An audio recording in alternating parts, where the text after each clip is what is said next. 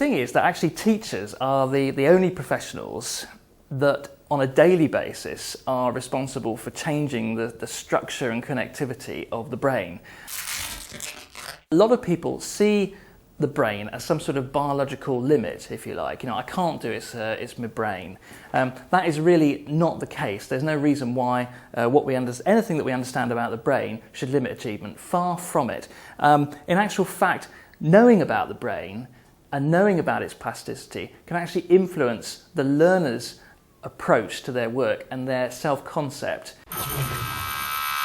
Another way of putting this is that biology is not destiny, and that's a really important message. Is this something that could come into teaching in the future?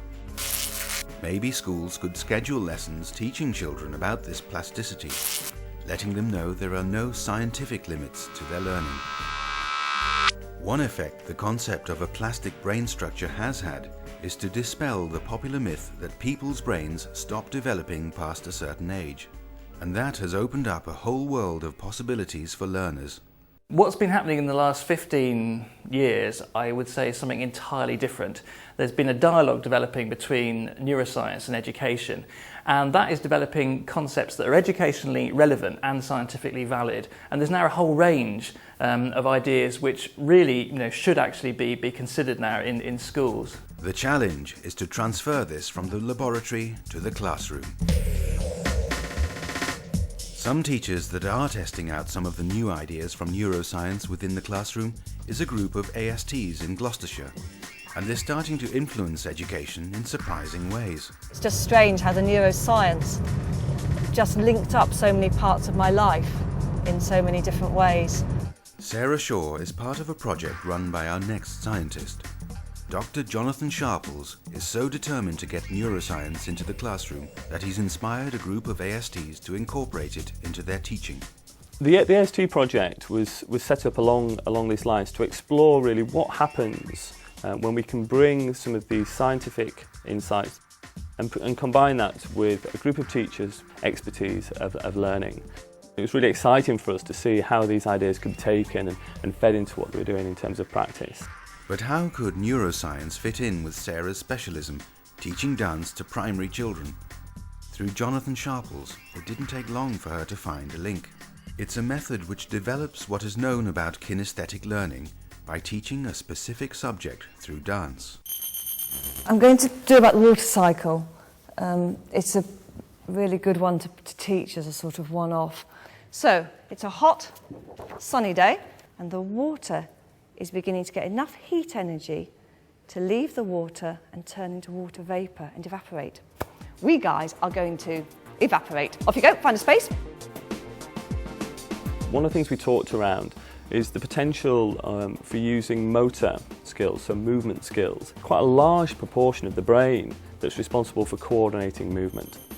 Not only that, but they're also very evolutionarily advanced. They've had a huge amount of time to get very good at coordinating the movement of our bodies. And we were exploring this idea that could you incorporate movement and these motor regions of the brain in helping you embed concepts, in helping you deepen the representation of a particular concept.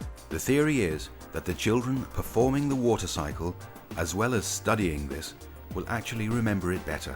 I love these guys at the front making these mountains. Can we have a real diagonal mountain? Although I've always been increasingly passionate about dance and how you can learn through it and how children can grow emotionally and physically through it, to actually know there's some science behind it as well, I think it gives it credibility, if you like. And it's not only motor movement that is supposed to help embed the memories. As well as actually doing the movement, as well as that motor learning, we also discussed the neuroscience behind just imagining doing that movement.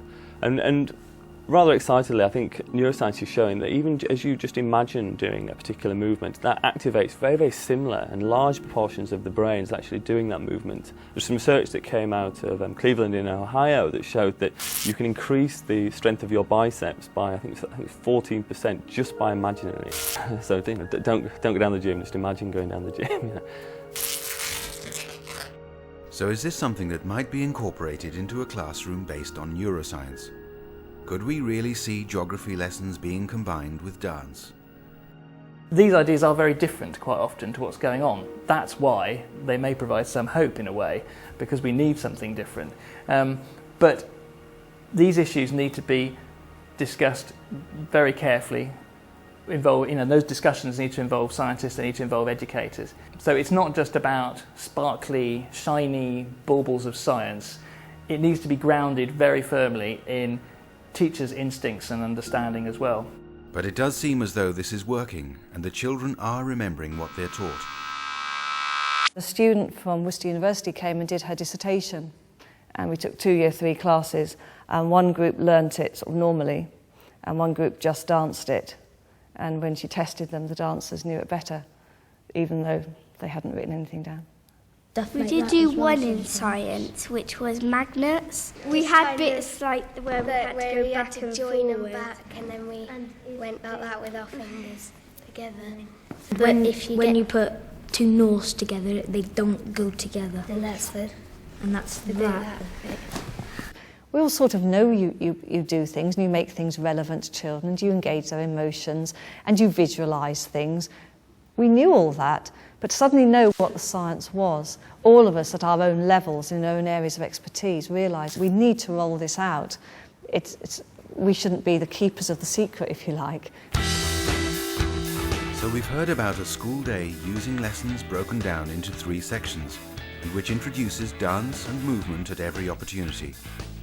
But Paul Howard-Jones is working on something so radical it could change the whole way children are taught in the classroom. And it's something that appeals to the very core of our being. All of us are motivated towards a series of fundamental pleasures. Sex, food, novelty, gaming. All of those things engage a part of our brain called the reward system. The reward system, when stimulated, is responsible for the production of a chemical in the brain which enhances motivation, called dopamine. Uncertainty enhances that dopamine production again. So you're motivated towards a piece of cake and you're going to find, there's an increase in dopamine in that part of the brain which is going to orientate you towards that cake.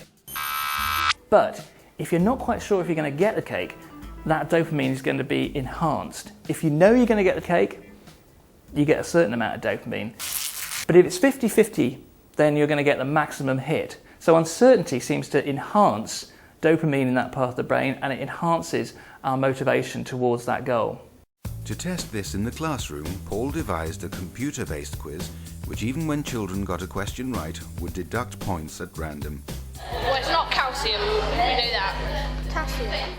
Playing these games turned the classroom into a type of amusement arcade in terms of the environment. There was shouting and a lot of laughter and fun, but absolute maximum engagement with the task.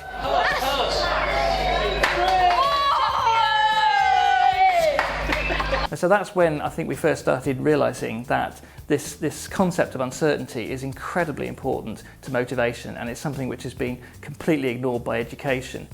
The uncertainty and risk-taking is something that Gloucestershire AST Sarah Shaw is trying to introduce into her teaching, and she's found a way to bring it into her lessons. Now, as usual, I sort of know what I'm going to do, but don't know it all.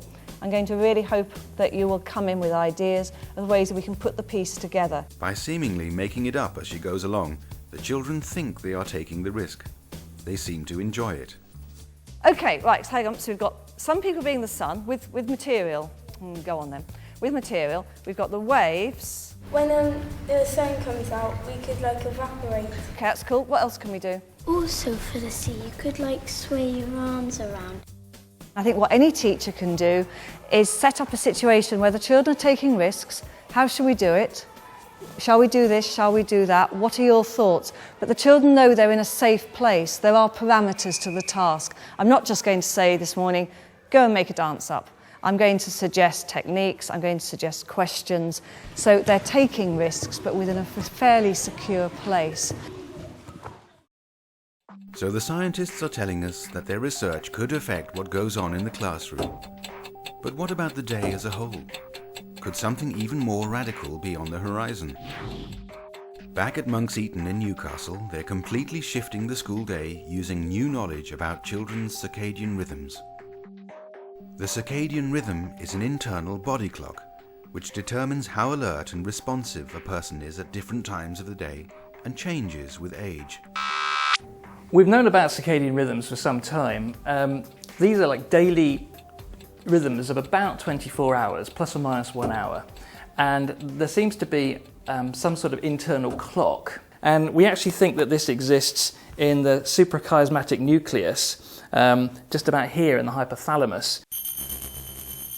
What we've done is we've carried out research into all the circadian rhythms of all the students and created a model which might allow us to shift the times of the school day. We've created independent learning so we could have a core part of the day where all students were in the school, a beginning part of the day which was independent learning so that they could come if that particular rhythm suited them or the teachers, and then a later part of the day where they could do independent learning. And that package would actually allow for the whole range of circadian rhythms. And the upshot of it would be that the school day would shift, the 2-hour shift that the research across the world suggests is what's needed. So in a school day dictated by neuroscience, we could see the classroom change radically. Shifted days, broken up lessons, dance, and computer games which seemingly punish the students. All things which science says could revolutionize the way children learn. But one change that is already happening is sparking anxious debate in the scientific and educational world. With new drugs on the market, such as Ritalin, which is used to improve attention, it's now conceivable that teachers could be handing out pills which help learning. There was a study in the US where they looked at quite a large sample of American college students, and they found in this study that I think around about 16% of college students reported using Ritalin on a weekly basis. But these new drugs raise plenty of ethical questions. There are the questions around pressures and coercion. You know, as if these practices become more and more regular, and would there become a pressure to take a particular cognitive enhancing drug in a particular situation? You know, if you're just about to have an exam or going to an exam, would you, and you're really trying to remember all your work, a particular cognitive enhancing drug that could improve aspects of memory, would you really feel that pressure to take that? Some people would argue that it's unethical to take a drug to improve school performance any more than it's ethical to take a drug to improve athletic performance. On the other hand, people improve their school performance in all sorts of ways. Is it less ethical to take a drug than it is to have your parents pay for separate coaching or to buy you a place at a private school rather than a state school? Neuroscience can tell us what we could do, but it can't tell us what we should do. The moral debate needs to be very much involving educators. A school day based on neuroscience could change the way lessons are taught. But how likely is it that all this could be taken up widely in schools? Should they even consider it at all? I think we neuroscientists shouldn't actually sort of extrapolate our findings, and I think educationalists should listen to their own good sense and not listen to the scientists too much. I feel cautiously optimistic. I think in the years to come, schools are going to look very different. Let's say 10 years' time, I think what schools are doing is going to be very different to what they're doing now, and a large part of that is going to be as a direct result of what we've learnt about the brain. This can be different. We can have a global movement of learners and educators and neuroscientists to find out what works and then help students learn in a better way. It's hard to step out of the box and challenge what's there, but it's going to be done, it is being done, and it will transform everything in due course.